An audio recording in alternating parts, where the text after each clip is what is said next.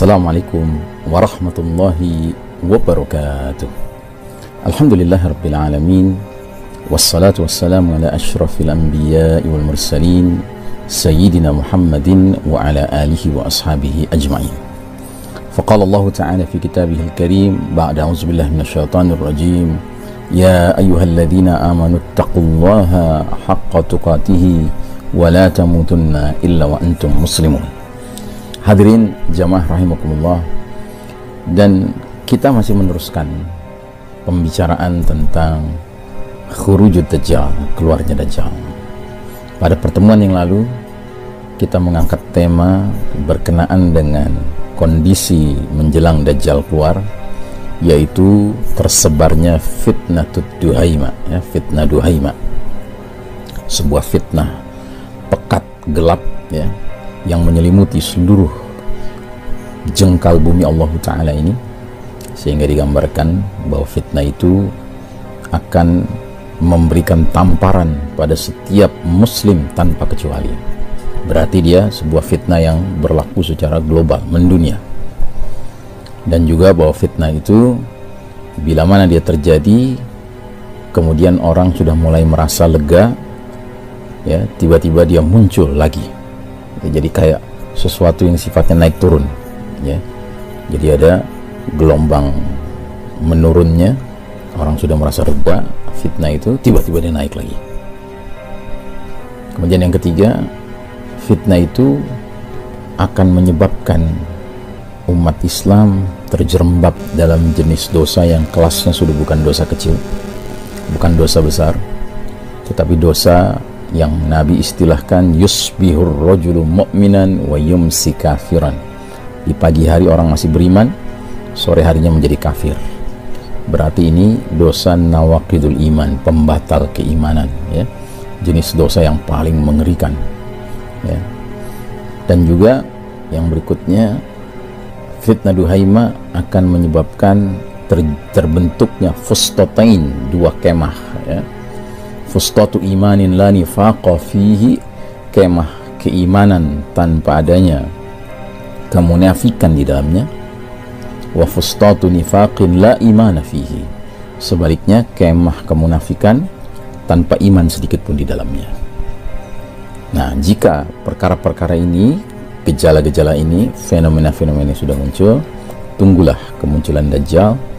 Kalau tidak pada hari itu, keesokan harinya. Artinya Nabi SAW memperingatkan bahwa fitnah Duhaima ini benar-benar merupakan kondisi yang mengisyaratkan keluarnya dajjal sudah tidak lama lagi. Ada lagi hadis lain yang juga mengisyaratkan, memberikan kita warning mengenai sudah dekatnya keluarnya dajjal, yaitu hadis diriwayatkan oleh Imam Ahmad, la yakhrujud dajjal hatta yadhhala an-nasu an zikrihi wa hatta tatruka al-la'immatu zikrahu 'ala al-manabir. Artinya, tidak akan keluar dajjal sebelum, ya, para imam di mimbar-mimbar tidak lagi membicarakan tentang dajjal, tidak lagi memperingatkan umat tentang bahaya dajjal. Dan bila mana orang merasa heran bila diajak berbicara tentang dajjal, ya, jadi ada dua fenomena. Kalau dua fenomena ini sudah hadir, sudah tersebar di tengah umat ini, maka khurujud dajjal tinggal masalah waktu saja.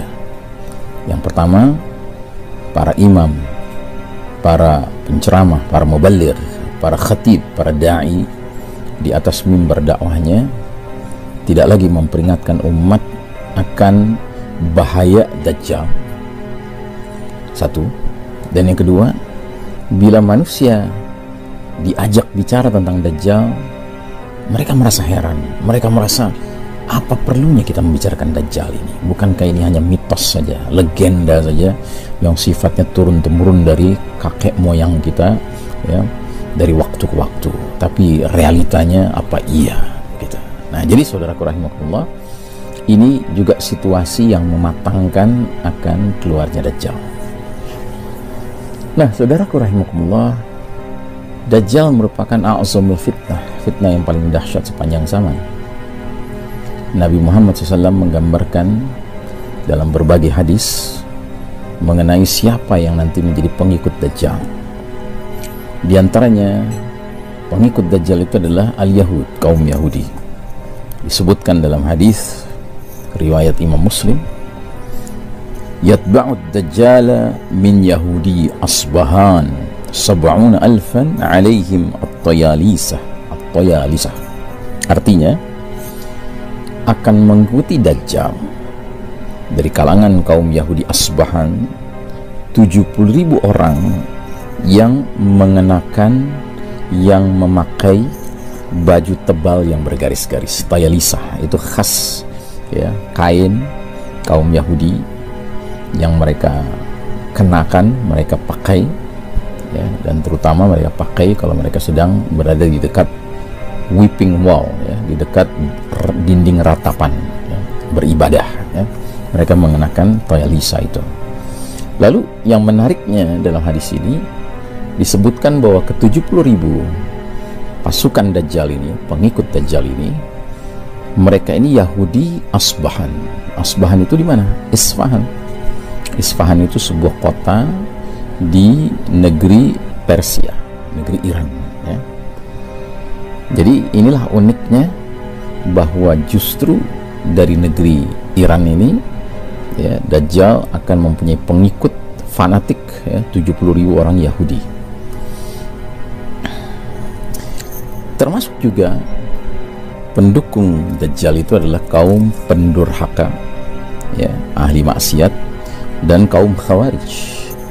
Disebutkan dalam hadis Ibnu Majah, yansha'u nash'un yaqra'una al-Qur'ana la yujawizu taraqiyahum kullama kharaja qarnun quti'a. Qala Ibnu Umar sami'tu Rasulullah sallallahu alaihi wasallam yaqul kullama kharaja qarnun quti'a aksara min 20 marrah hatta yakhruju fi iradihim ad-Dajjal.